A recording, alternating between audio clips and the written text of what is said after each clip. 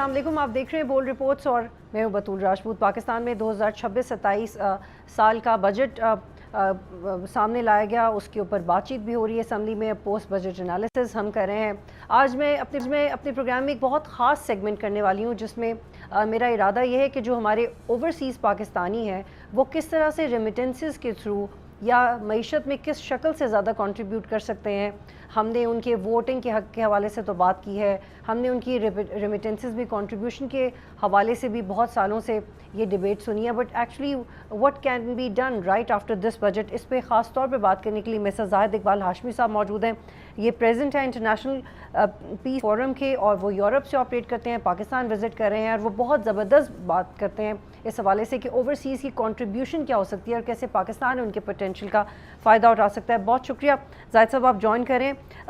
Information minister ने कहा है कि तकरीबन $34 बिलियन तक हमारी रेमिटेंसेस पहुंच चुकी हैं, 9% तक इनमें इजाफा हुआ है, एक्सपोर्ट्स का भी नंबर बढ़ चुका है, और जो बजट में हुकूमत ने कैपिटल वैल्यू टैक्स है उसको भी ख़त्म किया है।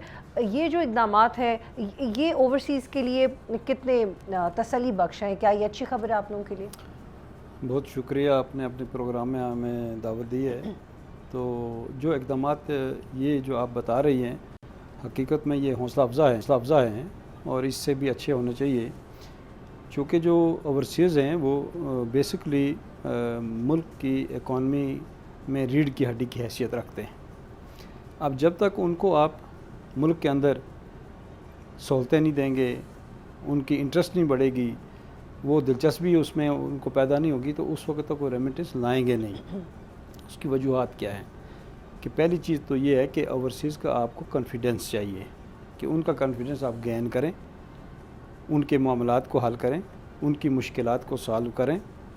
और दूसरा ये है कि जब उनका पाकिस्तान के अंदर हमें कई मुश्किलात का सामना है, मिसाल के तौर पे रेमिटेंस वो लोग लाते हैं जो यूरोप के अंदर या दुनिया के अंदर या अरब ममालिक के अंदर जहाँ पे भी पाकिस्तानी है।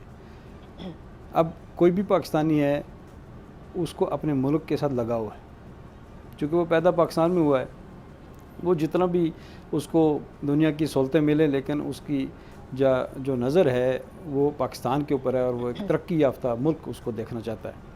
उसके लिए वो मेहनत करता है, मुशक्क़त करता है, कारोबार करता है, जो भी करता है वो उससे रेमिटेंस पाकिस्तान में लेके आता है। अब रेमिटेंस आएगी कैसे? हुकूमत ने तो बहुत अच्छे इक़दाम किए, इससे भी ज़्यादा करने की ज़रूरत है। छोटे छोटे मसाइल हैं ओवरसीज़ के और बड़े मसाइल भी हैं। इसके ऊपर जब हम गौर करते हैं, हम देखते हैं कि हम जब अपने सबसे बड़ा मसला क्या लगता है? देखिए, हमारे कई मसाइल हैं। मिसाल के तौर पे हुकूमत ने ये अनाउंस किया था कि हम नादरा जो है वो ओवरसीज़ के लिए हर मुल्क के अंदर ओवरसीज़ के लिए मशीनें लगाएगी जहाँ पे पासपोर्ट, शनाख्ती कार्ड और दूसरी वो जो उनको ज़रूरत की चीज़ें हैं वहाँ मिलेंगी। उसके बाद कई सर्टिफिकेट्स हैं, बर्थ सर्टिफिकेट्स हैं, दूसरे तीसरे हैं, ये ओवरसीज़ के मसाइल हैं छोटे छोटे। उसके बाद उनकी प्रॉपर्टी का इशू है। दुनिया सारी के अंदर हमारे लोग फैले हुए हैं, 1 करोड़ से ज़ायद इस वक्त जो ओवरसीज़ हैं वो हैं। अब अगर यूरोप की बात करें, अमेरिका की बात करें, यूके की बात करें, लोगों के पास वहाँ की नेशनैलिटीज़ हैं। कुछ मुल्क हैं जहाँ पे ड्यूल नेशनैलिटी है और कुछ यूरोपियन ममालिक हैं कि जो ड्यूल नेशनैलिटी को एक्सेप्ट नहीं करते। अब जिसके पास जो ड्यूल नेशनैलिटी है वो तो पाकिस्तान में अपनी जायदाद ख़रीदेगा, इन्वेस्टमेंट करेगा, वो आएगा इन्वेस्टमेंट करेगा, वो पैसा बैंक के ज़रिए भेजेगा या इस तरह लाएगा, वो इन्वेस्टमेंट करेगा। अब जिसके पास ड्यूल नेशनैलिटी नहीं है वो तो यहाँ पे जायदाद भी नहीं ख़रीद सकता, वो तो कुछ भी नहीं कर सकता, वो कारोबार नहीं कर सकता। तो हम ये कहते हैं कि अगर आप ज़्यादा से ज़्यादा रेमिटेंस लाना चाहते हैं तो जो जिन ममालिक में पाकिस्तानियों को ड्यूल नेशनैलिटी अलाउ नहीं है उन हुकूमत बात करके उनके लिए ड्यूल नेशनैलिटी का एक बहुत अहम नुक्ता है। जाहिद साहब, फ़िलहाल गवर्नमेंट ने रियल स्टेट सेक्टर के लिए 115 बिलियन का रिलीफ दिया है। 50 करोड़ तक की जो आमदनी पे सुपर टैक्स ख़त्म करने की बात की गई है। तो अब ऐसा लग रहा है कि शायद ओवरसीज़ इस डेवलपमेंट को सुन के इन्वेस्टमेंट करेंगे। आपको लगता है? बिल्कुल करेंगे, बिल्कुल करेंगे। उनको तहफ़्फ़ुज़ भी चाहिए। मिसाल के तौर पर एक ओवरसीज़ में से एक आदमी आता है कि वो इलेक्ट्रिसिटी में انویسٹمنٹ کرنا چاہتا ہے تو جو یہاں کی لوکل اتھارٹیز ہیں، جو سسٹم ہے، اگر وہ اس کے ساتھ تعاون نہیں کریں گے تو وہ کبھی بھی یہاں پہ انویسٹمنٹ نہیں کرے گا۔ اوورسیز کو لانے کے لیے یہ اقدام تو بہت اچھا ہے، لیکن ان کو قانونی طور پر تحفظ بھی چاہیے اور گارنٹی بھی چاہیے کہ وہ اگر اپنا پیسہ ملک کے اندر لا کے انویسٹمنٹ کریں۔ دیکھیں پاکستان کے اندر بجلی کا بحران ہے، موسمیاتی تبدیلی کی وجہ سے بے شمار مشکلات ہیں، تو اس میں پورا پاکستان جو ہے لوگوں کے پاس انویسٹمنٹ کے لیے پیسہ ہے، وہ لانا چاہتے ہیں، لیکن گارنٹی کیا ہے؟ یہ گارنٹی ہم نے ان کو دینی ہے کہ آپ اس میں انویسٹمنٹ کریں، ہم آپ کو تحفظ دیں گے۔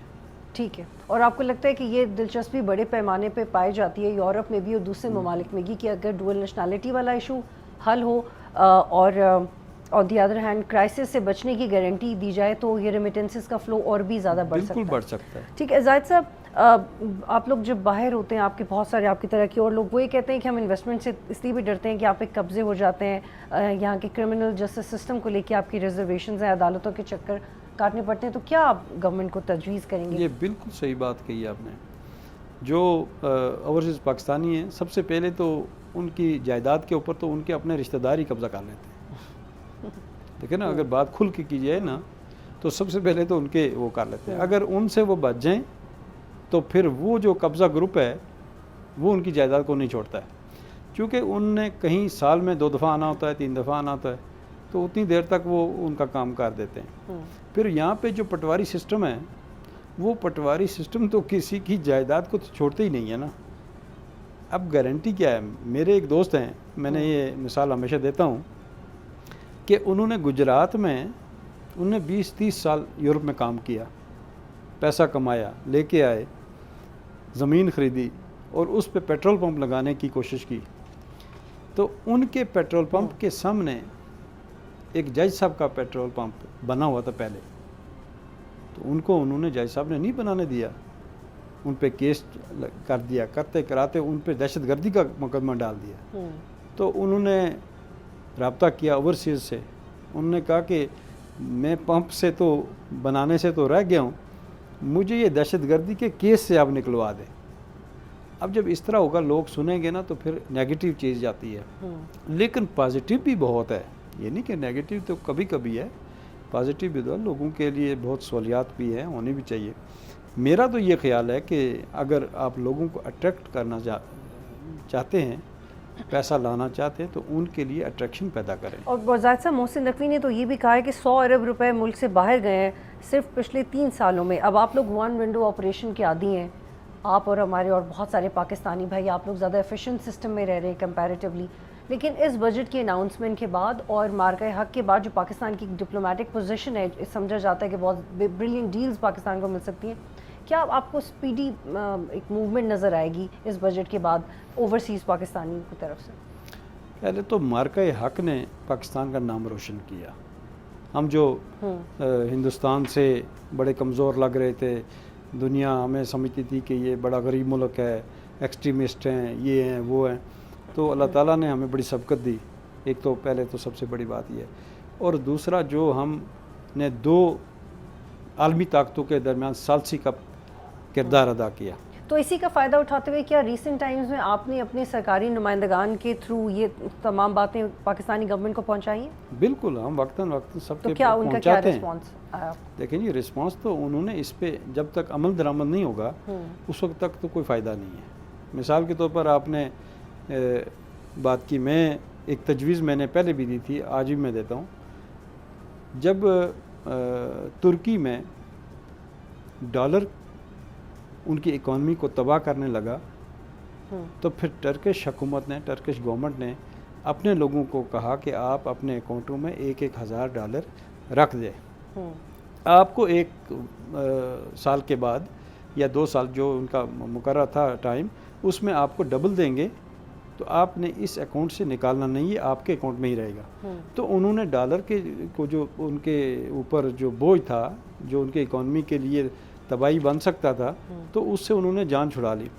میں یہ کہتا ہوں کہ اگر حکومت پاکستان اوورسیز کو گارنٹی دے اور 1 کروڑ اوورسیز باہر ہیں، ہر آدمی 1000 یا 2000 ڈالر بھی اگر اپنے اکاؤنٹ میں پاکستان میں رکھے اور وہ 2000 ڈالر مینز کہ آپ کے 2 ارب ڈالر بنتے ہیں، تو 2 ارب ڈالر آپ کے پاس رہیں اور 5 سال تک وہ ان کو چھیڑیں نا، 5 سال کے بعد ان کو پروفٹ دیں، آپ ڈبل دے دیں، آپ کی بالکل زاہد اکانومی اقبال بہتر ہو صاحب، جائے یہ گی۔ بہت زبردست تجویز ہے اور ہم کوشش کریں گے کہ آپ بار بار ہمارے پروگرام میں تشریف لائیں جب آپ یہاں سے چلے جائیں گے اور وہ بزنس ایکٹیویٹی کریں گے جو آپ وہاں پہ کریں، پھر بھی ہم ڈیفینیٹلی آپ کو دعوت دیں گے۔ ایک بہت اہم ایشو ہے اوورسیز پاکستانیوں کی، پاکستان کے سسٹم میں بہت رسپیکٹ ہے لیکن کچھ اسٹرکچرل چینجز ہیں جو ڈیو ہیں، اس کے اوپر بات ہونی چاہیے۔ ایک بریک لیتے ہیں پھر کنٹینیو کریں گے۔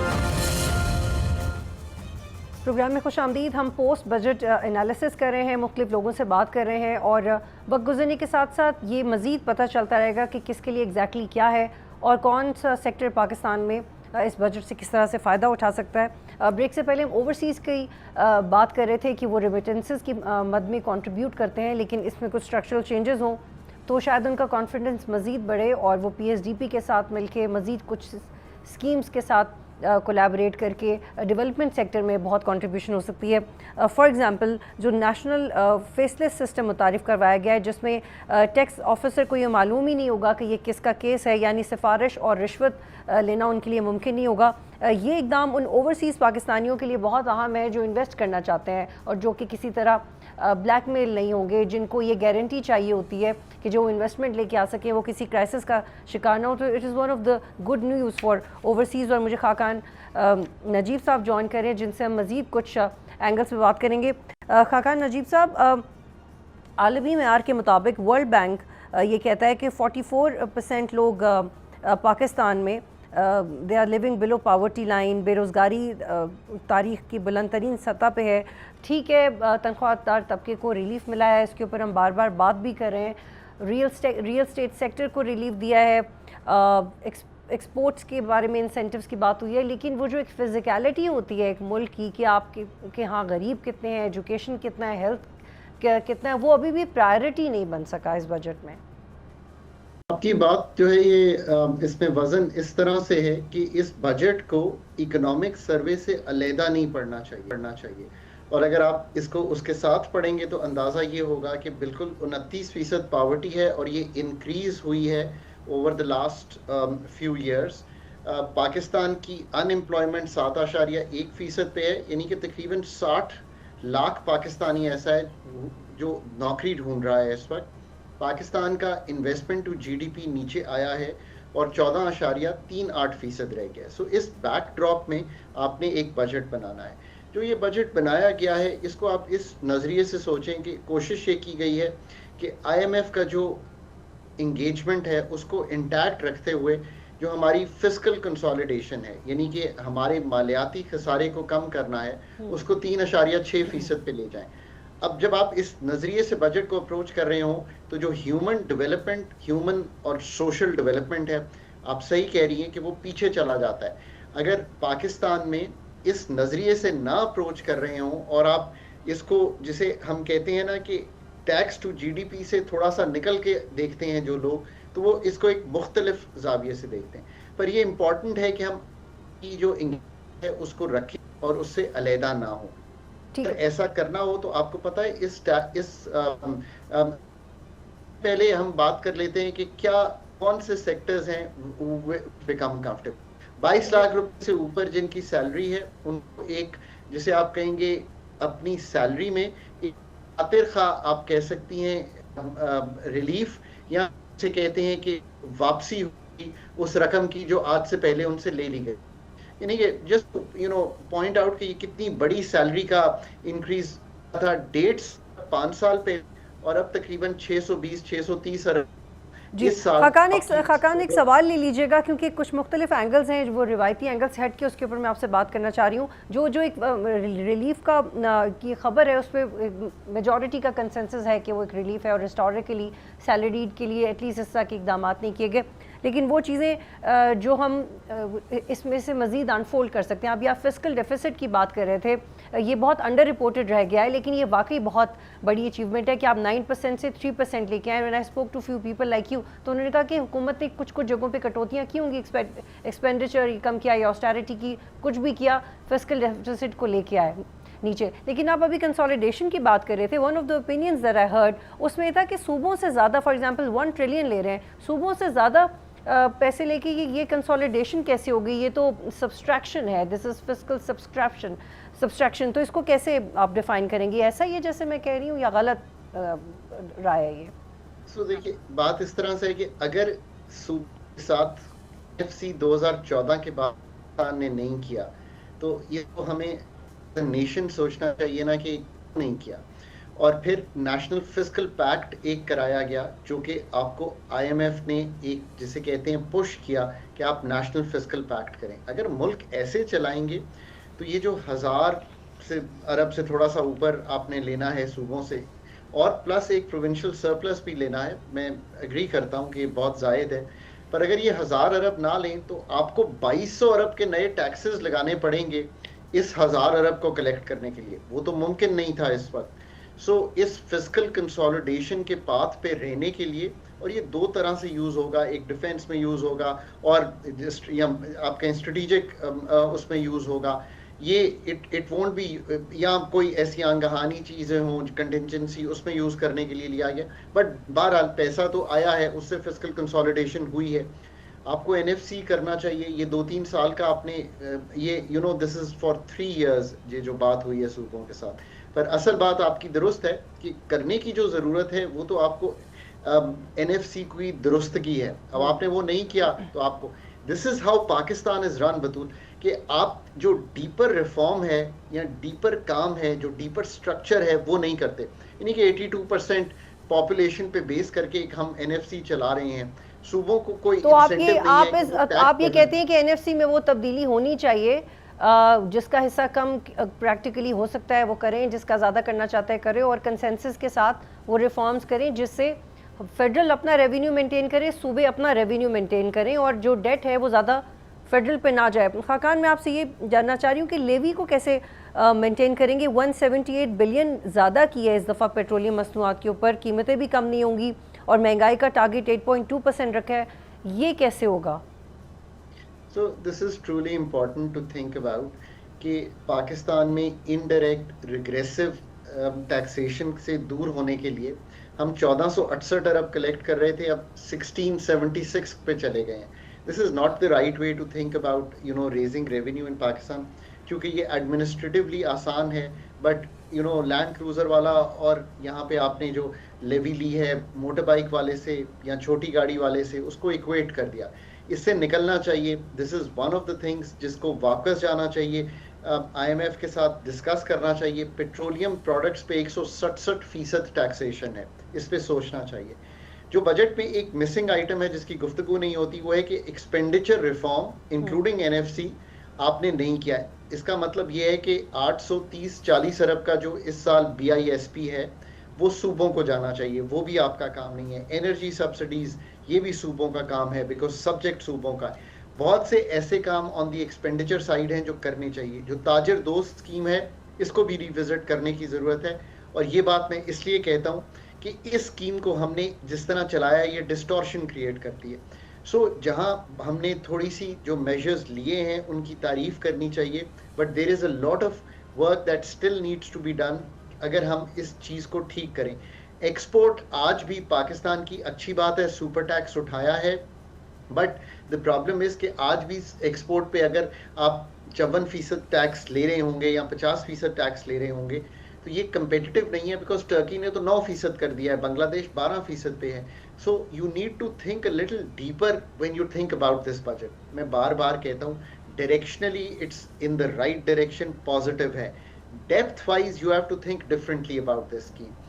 اگر تو اس بجٹ کو اوور آل دیکھا جائے تو آپ کو ڈائریکشنلی اسٹیبلائزیشن میں رہتے ہوئے کوشش کی گئی ہے کہ ریئل اسٹیٹ سیکٹر میں کوئی ایکٹیویٹی پیدا کی جائے. خاقان مجھے پریسائزلی بتائیے گا کہ جب ہم ایکسپینڈیچر کہتے ہیں تو وہ تو کم نہیں ہوا, وہ تو صوبوں سے بھی ایکسپیکٹ کر رہے ہیں کیونکہ ڈیٹ زیادہ ہے, لیکن جو ایکسپینڈیچر ہے وہ امیڈیٹلی کیا کر دینا چاہیے تھا حکومت کو؟ آپ کابینہ کا سائز چھوٹا کریں, اسپیشل ایڈوائزرز کا نمبر کم کریں, اسپیشل اسسٹنٹس کا نمبر کم کریں. I am sorry but I have to say this, جب ہم کسی بڑے پولیٹیشین کو لائن اپ کر رہے ہوتے ہیں تو some times I do observe کہ جو ان کی میڈیا ٹیم ہے اس میں کتنی ہیرارکی ہے. تو why are you hiring these 4-5 people for your media? آپ کا سوشل میڈیا کا ایک الگ بڑی ٹیم ہے, ٹی وی کو یہ بہت سارا پیسہ ہے جو فیڈرل گورنمنٹ ارریلیونٹلی خرچ کرتی ہے, جو کہ جس کو بالکل کٹ ٹو سائز کیا جا سکتا ہے. Y not? سو اگر آپ 40+ ڈویژن سے فیڈرل گورنمنٹ چلانا چاہتے ہیں, that's one way to think about it. 60-70 ایسی اٹانومس باڈیز ہیں جن کو بند کرنا چاہیے. جو 17 سبجیکٹ وفاق کے نہیں ہیں ان کو نیچے دینا چاہیے. جو پاکستان کا PSDP ہے اس کو ریشنلائز کرنا چاہیے تاکہ اگلے 10 سال میں پروجیکٹس نہ کمپلیٹ ہو رہے ہوں, ان پروجیکٹس کو کٹ آف کر دینا چاہیے. جو 5 سال میں پروجیکٹس کمپلیٹ کر سکتے ہیں ان کو کمپلیٹ کرنا چاہیے. پبلک سیکٹر کمپنسیشن کو ٹھیک کرنا چاہیے. جو پاکستان کا انکم سپورٹ پروگرام ہے 850 ارب کے قریب صوبوں کو دینا چاہیے. جو پاکستان کی سب سے بڑی ٹارگیٹنگ آف سبسڈیز کا رجیم ہے وہ بھی صوبوں کو منتقل کرنا چاہیے. بہت بڑا جسے کہیں گے آپ کے پاس روم ہے, انکلوڈنگ جو SOEs, grants, subsidies, equity injections, loans, concessionary credit schemes, sovereign guarantees لیتی. بہت شکریہ خاقان نجیب صاحب, آپ پروگرام میں جوائن کر رہے تھے. فی الحال مجھے پروگرام میں جوائن کریں AJK سے سردار عتیق صاحب, اور ان سے ہم بات کریں گے کہ AJK کے جو معاملات خبروں میں رپورٹ ہو رہے ہیں اس میں شفافیت کا ایلیمنٹ کم ہے, ٹرانسپیرنسی کا ایلیمنٹ کم ہے, اس لیے there is a lot of confusion that needs to be address. بہت شکریہ سردار عتیق صاحب, آپ اہم عہدوں پہ رہے ہیں AJK میں جوائن کرنے کے لیے. سردار صاحب, عوامی حقوق کے جو ہم نعرے سنے ہم نے ایکشن کمیٹی سے پاسٹ میں, تو وہ تو they were very public oriented, اور اس میں یہ بس ایک ہی میسج آتا تھا کہ وہ ترقی چاہتے ہیں اور ڈیولپمنٹ چاہتے ہیں. لیکن پھر ایسا کیا ہوا کہ ایک اینٹی اسٹیٹ امپریشن بننا شروع ہو گیا, اور ایک ایسا اسٹرانگ امپریشن جو کہ اب ڈینائی نہیں کیا جا سکتا؟ دیکھیے ایسے ہے کہ شروع میں عوامی ایکشن کمیٹی نے جو باتیں کی, جوائنٹ عوامی ایکشن کمیٹی نے, وہ ساری کی ساری ان کا تعلق پبلک ویلفیئر کے ساتھ تھا. آٹا, چینی, چاول وغیرہ وغیرہ, دو باتیں اس کی تھی. ایک تو یہ تھا کہ پبلک ویلفیئر کے چیزیں تھیں, اور دوسرا یہ تھا کہ ان کی تعداد بڑی محدود تھی, 2-4-5 تھی. وہ جب حکومت پاکستان, حکومت آزاد کشید نے مان لی, سن لی, تو انہوں نے اس میں 2-4-5 کا اضافہ کر دیا. پھر وہ مان لی گئی, پھر اور کا اضافہ کر دیا. کرتے کرتے وہ 15-20-25 تک پہنچی, اور اس میں پھر تشدد کا ایلیمنٹ آ گیا. اور جو پچھلی سیکنڈ لاسٹ جو ان کی ہڑتال تھی اور مظاہرہ تھا, اس میں کوئی 16-17 لاشیں گری اور قتل و غارت گری ہوئی, 3-4 ارب روپے کی پراپرٹی کو نقصان پہنچا. وہ بھی جب حکومت پاکستان اور آزاد کشید کے ساتھ مذاکرات کی بیس پر بیٹھے تو انہوں نے اس میں بھی ان کے ساتھ بہت رعایت کی. سب سے بڑی رعایت یہ تھی کہ قتل ہونے والوں کی FIR وہ بھی فریز کر دی گئی, اور 177 دوسری FIR جو قتل و غارت گری اور افراتفری اور پراپرٹی کی ڈسٹرکشن وغیرہ وغیرہ, تو وہ ساری وہ بھی حکومت پاکستان نے فیصلہ کیا کہ وہ جو ہے ان کو سسپینڈ کر دیا جائے. تو ان کو میکسیمم رعایت دی گئی. لیکن یہ جو آخری بار نکلے ہیں تو ان کے ایجنڈے کے نقاط میں اضافہ ہو کر 38 ہو گئے, 38, اور اس میں سے 35 حکومت پاکستان نے مان لی ہے, اور 2-3 جو ہے اس پر انہوں نے کہا کہ اس پر بیٹھ کے بات کرتے ہیں, لیکن انہوں نے بات کرنے سے انکار کر دیا. ان دا مین ٹائم یہ الیکشن کا شیڈیول کا وقت آ گیا, اور الیکشن چونکہ کانسٹیٹیوشنل آبلیگیشن ہے اسے وقت پہ ہونا ہوتا ہے, ٹورزم کا بھی سیزن ہے, سارے پاکستان سے لوگوں کا آزاد جانا ہوتا ہے. تو عین اسی وقت جس وقت وہاں الیکشن کی ایکٹیویٹی تھی, انہوں نے کال دے دی اور انہوں نے اعلان کیا کہ نہیں ہمارے مطالبات مارے جائیں. اب دنیا کے کسی نظام میں بھی 38 میں سے 35 بالکل یہ سردار صاحب انڈرسٹینڈیبل ہے. میں آپ سے ایک اور سوال یہ کرنا چاہ رہی ہوں کہ جو ایکشن کمیٹی کی طرف سے مطالبہ کیا جاتا ہے کہ کشمیر کے پاس اتنی کیپیسٹی ہے اور کہ اس کو خود مختاری کا مطالبہ سامنے رکھتے ہیں, وہ کیسے جسٹیفائی ہے؟ For example when I was going through the expenditure, تو گورنمنٹ AJK پہ جو 49 بلین کا فار ایگزامپل جو بجٹ ہے تو وہ ایکسپینڈیچر گورنمنٹ کر رہی ہے. جو اپنا ریونیو ہے ان کا وہ اس سے بہت کم ہے. اگر 190 بلین گورنمنٹ لگا رہی ہے تو اپنا اے جے کے کا ریونیو صرف 67 بلین ہے. اور پینشنز کی مد میں, سرکاری افسران کی تنخواہوں کی مد میں بہت بڑی رقم جاتی ہے. یہ ایک سچ ہے کہ جو ہائیڈرو پاور ریسورس ہے اے جے کے کا وہ پاکستان کے لیے بہت اہم ہے, لیکن پھر بھی ریونیو کا وہ بیلنس نہیں ہے, زیادہ بوجھ فیڈرل پہ آتا ہے. تو پھر یہ اس کمیٹی کا یہ مطالبہ کرنا کہ اس کو خود مختاری دی جائے, وہ کس بنیاد پہ ہے؟ دیکھیے, ایک تو میری گزارش یہ ہے کہ اس چیپٹر کو کھولنا ہی نہیں چاہیے, اس لیے کہ Azad Kashmir, Gilgit Baltistan state of Jammu and Kashmir کا حصہ ہیں, جو اقوام متحدہ کی قراردادوں میں جس کا مقبوضہ جموں و کشمیر کے مسئلے کا حل ہونا ہے, اور سارے لوگوں نے اپنا right of self determination exercise کرنا ہے, اس فیصلہ میں رائے ہونا ہے, رائے شماری ہونی ہے. اس بات کا چیپٹر کھولنے کا مطلب یہ ہے کہ وہ کوئی شاید جائز مطالبہ کر رہے ہیں کہ اس کو اسٹڈی کیا جائے. یہ مطالبہ زیر بحث آنا ہی نہیں چاہیے کہ ریسورسز کی بات نہیں ہے. بات یہ ہے کہ 6 لاکھ لوگ اپنی آزادی کے لیے قربانی دے چکے ہیں. یہ علاقہ جو ہے وہ پاکستان کا ڈیفنس یونٹ ہے. یہ علاقہ جو ہے وہ ساری دشمن وہاں 10 لاکھ فوج لے کے کھڑا ہے, اور یہ علاقہ جو ہے اقوام متحدہ کی قراردادوں کا حصہ ہے. اس علاقے کے ساتھ آپ اٹکیلیاں نہیں کر سکتے, اور جس وقت خود مختاری کا مطالبہ کرتے ہیں اور چھوٹے چھوٹے ملکوں کا مثال دیتے ہیں کہ یہ اتنے ملک ہو گئے, درجن ملک ہو گئے, فلاں ہو گئے, تو اگر کسی آدمی کے پڑوس میں کوے رہتے ہوں, چڑیاں رہتی ہوں, کبوتر رہتے ہوں. بہت شکریہ سردار عتیق صاحب, سابق وزیر اعظم اے جے کے پروگرام میں جوائن کر رہے تھے. بہت ایک سینسٹیو اور کروشل ایشو ہے, کیونکہ پاکستان میں سے تعلق رکھتے اوورسیز پاکستانی جو آزاد کشمیر سے ہیں, ان کے پاس گرین پاسپورٹ ہے, اور وہاں پہ کچھ ایل انفارم لوگ جب اس کمیٹی کو سپورٹ کرتے ہیں تو اس سے پاکستان کا امپریشن بھی خراب ہوتا ہے, کیونکہ ایک بہت جد و جہد ہے جو کشمیر کے دونوں طرف مین کرتی ہے پاکستان کے لیے. اور 38 مطالبات میں سے اگر 35 پلس مطالبات کو کنسیڈر کیا جا چکا ہے اور پھر بلینز کی پراپرٹیز کو نقصان پہنچایا گیا, تو یہ ریاست کے لیے انیکسیپٹیبل ہے. وہ ایکسیپٹیبل اس لیے نہیں ہوگا کیونکہ الیکشن سے پہلے اس طرح کا کوئی بھی مطالبہ ریاست کو کہ تمام ستونوں کو اکٹھا رکھنے کے بالکل مخالف ہے. ایک بریک لیتے ہیں, پھر کنٹینیو کریں گے.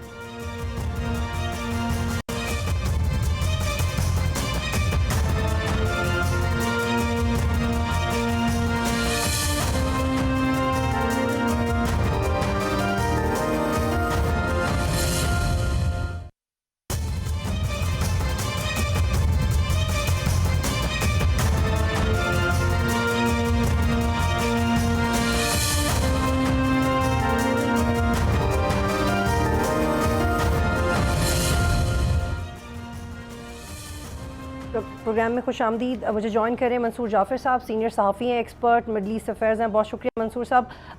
ریسنٹلی ٹرمپ نے یہ پیغام دیا ہے کہ جو بیروت پہ اٹیک کیا گیا ہے وہ نہیں ہونا چاہیے تھا, اور یہ میننگ لیس تھا, یہ بہت چھوٹی حرکت ہے, اور زیادہ اسرائیل کی طرف سے اٹیکس نہیں ہونے چاہیے. انفیکٹ انہوں نے یہ بھی کہا ہے کہ ہم بہت قریب ہیں ایک ڈیل کے, اور ایک لانگ ٹرم پیس ایکسپیکٹ کیا جا سکتا ہے. لیکن ہم دیکھ رہے ہیں کہ چیزیں بہت تیزی سے تبدیل ہو رہی ہیں. لیکن آپ کو لگتا ہے کہ یہ جو پیغام دیا گیا ہے یہ فائنل ہے, اور اس کے بعد ایک معاہدہ ہوگا, کیونکہ مختلف نیوز ایجنسیز یہ رپورٹ کر رہی ہیں؟ دیکھیں جی, ڈونلڈ ٹرمپ صاحب کا میں سمجھتا ہوں انتہائی معذرت خواہانہ یہ بات ہے.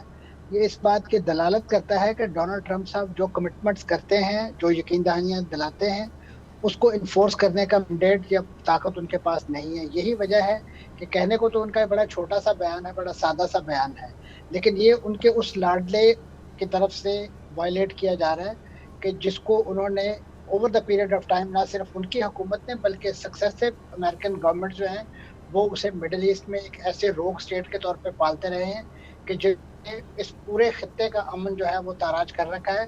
فلسطینیوں کی لٹیاں انہوں نے ڈبوئی تھی, اب اس کے ساتھ ساتھ وہ پورا ریجن جو ہے جس کو وہ ایک سو کالڈ گریٹر مڈل کا نام دیتے ہیں, وہاں پہ اس وقت انہوں نے جو خون کی ہولی کھیل رکھی ہے, وہ اس وقت امریکن جو عزائم ہیں یا جو بھی ان کے منصوبے ہیں ان کو میں سمجھتا ہوں خاک میں ملانے کے لیے کافی ہے.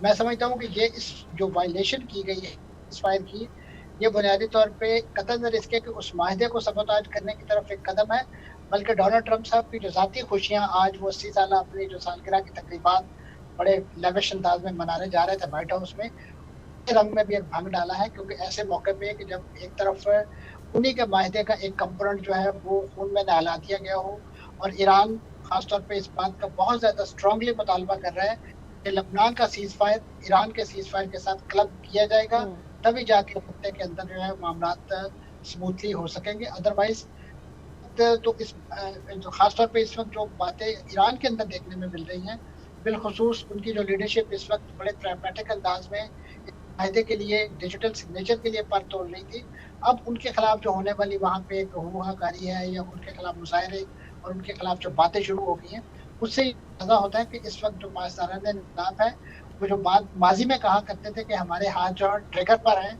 वो हकीकी मानों में ट्रिगर पर रखे बैठे हैं, और वो किसी मौके की तलाश में है जो इस वक्त लबनान में इसराइल की जो जारहियत है उसके नतीजे में मैं समझता हूँ बड़ा राइप केस है। लेकिन अब ये ईरानी जो है उन्होंने अपने आप को कंटेन कर रखा है, क्योंकि वो नहीं चाहते कि इस वक्त जिस मायदे के बारे में। ठीक है, लेकिन मंसूर जाफर साहब, इसी तनाजुर में जो वज़ीर-ए-आज़म शहबाज शरीफ साहब की स्टेटमेंट है, उन्होंने कहा है कि अगले 24 घंटे बहुत अहम है, मुआहदे पर दस्तखत हो सकते हैं, और वर्चुअली इसके ऊपर दस्तखत तैयारी करने की तैयार भी की जा रहे हैं, उसके ऊपर बात हो रही है। और उसके फ़ौरन बाद ईरानी वज़ारत ख़ारजा ने कहा कि 14 जून को मुआहदा साइन नहीं होगा। तो ये है वो जो दूसरी तरफ हो रहा है, और आप ये कह रहे हैं कि वो कह रहे हैं कि क्लब करें लेबनान के पीस को ईरानियन रीजन्स पीस के साथ, and on the other hand Pakistan is expecting something else, but what's in between the lines? देखिए जी, पाकिस्तान ने भी जब ये सीज फायर और ख़ासतौर पे का डोर डाला था, आप देखते हैं कि उस वक्त जो इब्तदाई ट्वीट गई थी वज़ीर आज़म साहब की तरफ से, उसमें ईरान को शामिल किया गया था इस पूरे सीज फायर के प्रोसेस में। ये तो डोनाल्ड ट्रंप ने यूनिलैटरली जो है उसे बाहर निकाल दिया अमेरिकी जो हार्ड लाइनर अपनी गवर्नमेंट के और ख़ास इसराइली दबाव के तहत। तो ये कोई नया मुतालबा नहीं है ईरान की तरफ से, या ओवरऑल जो इस खत्ते का एक पीस चाहते हैं उनको से। तो मैं पाकिस्तान यकीनन सर फहरिस्त है, खासतौर पर इस पूरे कज़िये को जिस तरीके से उन्होंने हार्नेस किया है, डिप्लोमेटिकली लेकर चले हैं। तो वो समझते हैं कि ये मुमकिन है कि आप मिडिल ईस्ट के एक मुल्क के अंदर तो आतिशवाहन की बारिश हो रही है, और दूसरी तरफ आप वहाँ पे बड़ा हुन बरसने के और इस नौयत के बड़े शादियाने बजा रहे हैं। पे आपके इल्म में है कि लबनान और ख़ास तौर पे उनके साथ ईरान, इनका कोई जो चोली दामन का साथ जो कहा जाए मुहावरतन, तो शायद गलत ना होगा, क्योंकि इस वक्त ईरान के पास अगर कोई अपना एक जैसे आप प्रॉक्सी कह लीजिए, या उनका जो एक पॉलिटिकल एजेंडा जो सरवाइव कर रहा है किसी ना किसी, वो इस वक्त सिर्फ और सिर्फ लबनान में दिखाई देता है। लबनान शाम के अंदर उनका पूरी लुटिया। तो क्या आपको लग रहा है कि 14 जून के बाद हो जाएगा मुआहदा? जी, मुआहदा तो इस बारे में तो दो राय नहीं थी कि ये आज नहीं होगा, इसलिए कि डोनाल्ड ट्रंप साहब ने जिस चीज़ से उसे मशरूत कर दिया, और खासतौर पे जिस अपनी सालगिरह के इवेंट से, तो ईरानी नहीं चाहते कि उनको हिस्टोरिकली ये मौका सेलिब्रेट करने का इस तरीके से मौका मिले कि जिसको वो कहें मैंने अपनी ज़ाती खुशी को भी इसमें शामिल कर लिया है। तो इस वजह से उन्होंने एक जिद में आके, मैं समझता हूँ कि आज डिजिटली साइन करने से, लेकिन उसके साथ साथ ज़मीनी हक़ाइक़ ये भी बताएगा कि CNN ये रिपोर्ट कर रहा है कि ईरान ने अस्फ़हान में अपने ज़मीन के नीचे यूरेनियम के ज़खायर के गिर्द सुरंगें मुनज़्ज़म करना और वहाँ पे एक्सप्लोसिव्स के इस्तेमाल के साथ उनको बिछाना शुरू कर दिया है। तो इसका मतलब है कि वहाँ पे फिर यूरेनियम को कहीं और नहीं लेके जाया जाएगा, और ईरान इस हवाले से अपनी पोजीशन चेंज नहीं कर रहा। इसका तो यही मतलब है, तो फिर मामलात मज़ीद ख़राब हो जाएंगे। क्या ये CNN रिपोर्ट कर रहा है? जी, यकीनन न्यूक्स के हवाले से जो भी चीज़ें हैं उस पर सेटलमेंट तो भी नहीं हुआ, लेकिन तय है कि ईरान जो है वो कम से कम इन नियर फ्यूचर न्यूक्स की तरफ नहीं जाएगा, और ख़ास तौर पे जो अफज़ूदा यूरेनियम है उसकी जो डस्ट या उसका जो भी आप कह लीजिए फाइनल वो भी निगोशिएबल है। वो कोई ऐसा hard and fast rule Iran ने इवॉल्व नहीं किया, लेकिन क्योंकि डोनाल्ड ट्रंप साहब हर चीज़ प्रेशर के तहत करना चाहते हैं, तो प्रेशर के तहत तो ईरान आपके इल्म में है कि वो आज तक उन्होंने उनके इस प्रेशर को जो है वो खातिर में नहीं लाए, कतई इसके कि इस वक्त मिलिटरीली या अदरवाइज वो जोर हो चुके हैं। ख़ासतौर पे जो उनकी मईशत का बुरा हाल है, और इस तरीके से नाकाबंदी के बाद ख़ासतौर पे उसमें जो इजाफा हुआ है, उसके बावजूद इस वक्त वो चाहते हैं कि एक ऑनरेबल तरीके से इस सारे प्रोसेस को जो है एग्जीक्यूट, ताकि तरफैन जो है वो एक विन विन पोजीशन में अपने अपने जो भी कॉन्स्टिट्यूएंसीज हैं उनको मुतमईन कर सके। अभी तो इस पूरे जो ब्रॉड कंटोर्स हैं इस अंडरस्टैंडिंग के, मेमोरेंडम ऑफ अंडरस्टैंडिंग के, वही फाइनलाइज होने हैं। تو ایفنٹ بٹس بھی بہت سارے آنے ہیں، لیکن اگر ابتدا بہت میں شکریہ منصور جعفر صاحب پروگرام میں جوائن کر رہے تھے. دیکھیے معاہدہ انٹرنیشنل نیوز ایجنسیز بھی رپورٹ کر رہی ہیں، پاکستان کی گورنمنٹ بھی بہت کانفیڈنٹ ہے یہ معاہدہ کس شکل میں سامنے آتا ہے اور کب ہوتا ہے. آج تک کے لیے اتنا ہی. پروگرام دیکھنے کا شکریہ. اللہ حافظ.